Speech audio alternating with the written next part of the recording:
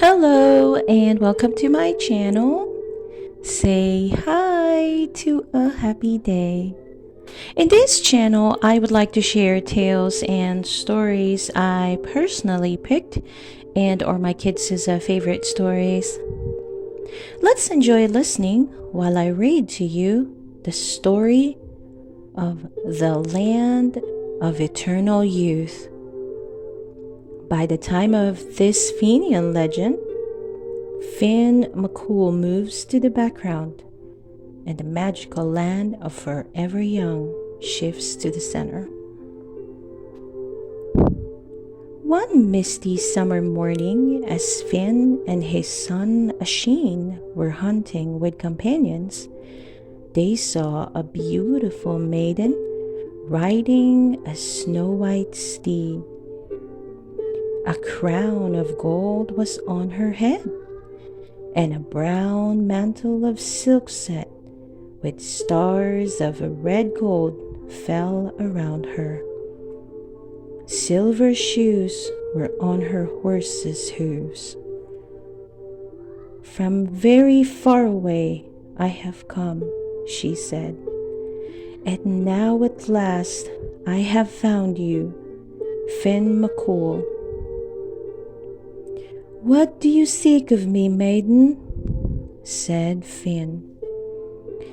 "My name," she said, "is Niamh of the golden hair.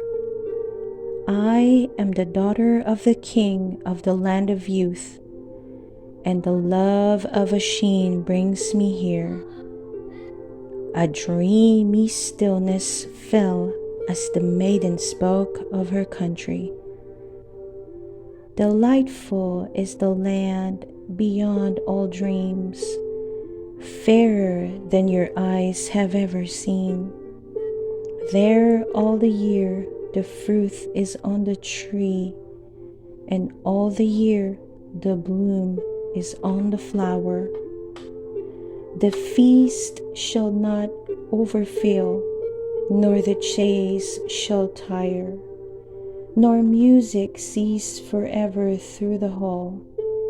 The gold and jewels of the land of youth outshine all splendors ever dreamed by man." To Usheen, she spoke in the voice of one who never asked anything but it was granted. "Will you go with me to my father's land?"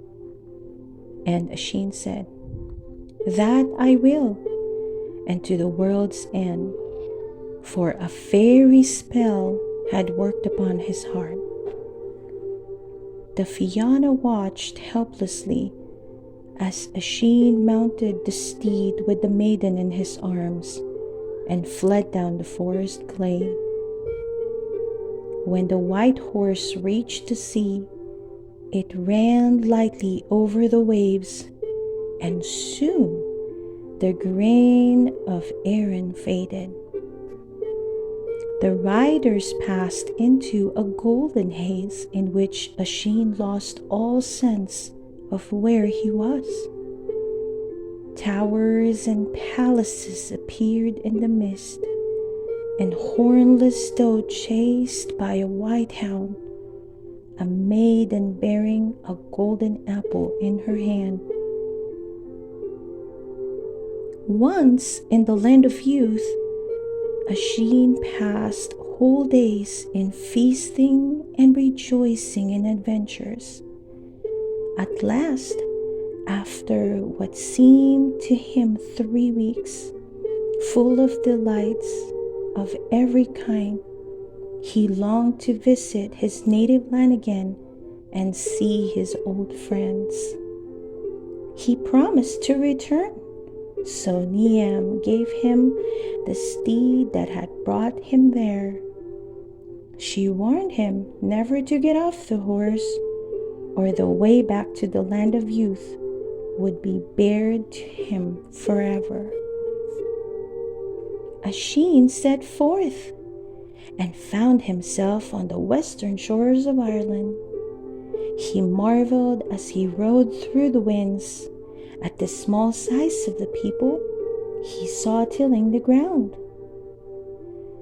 Coming to his old home, he saw it overgrown with weeds and bushes. He shouted the names of Finns and his friends, but heard only the sighing of the wind. When he came to the eastern sea, he saw upon a hillside a crowd of men trying to roll a great boulder off their land. They all stopped their work, for he was taller and mightier than the men they knew, with sword blue eyes and ruddy cheeks and bright hair beneath his helmet. Usheen was filled with pity, and he stooped from his saddle to help them. He set his hand to the boulder, and with a mighty heave, got it rolling down the hill. The men raised a shout of applause, but their shouting changed into cries of terror.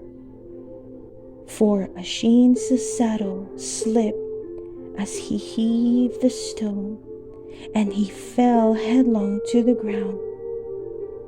The white steed vanished, and that which rose, feeble and staggering, was no youthful warrior, but a man white-bearded and withered, who moaned with feeble cries. He gazed round with dim eyes, and at last said, "I was Usheen, the son of Finn, and I pray you tell me where he dwells." The man gazed strangely on each other and asked, "Of what Finn do you speak? For there be many of that name in Erin." Usheen said, "Surely of Finn McCool, captain of the Fianna of Erin." The men told him, "You are daft, old man, and have you made us daft to mistake you for a youth? But we have our wits again, and we know that Finn McCool and all his generation have been dead this 300 years. In a minute, it was as if all these years had come upon Usheen, and he was lying on the ground, turning to dust. The end. I hope you enjoy listening to the story of the Land of Eternal Youth. Please don't forget to hit that like button and subscribe to listen for more of our favorite stories. See you soon!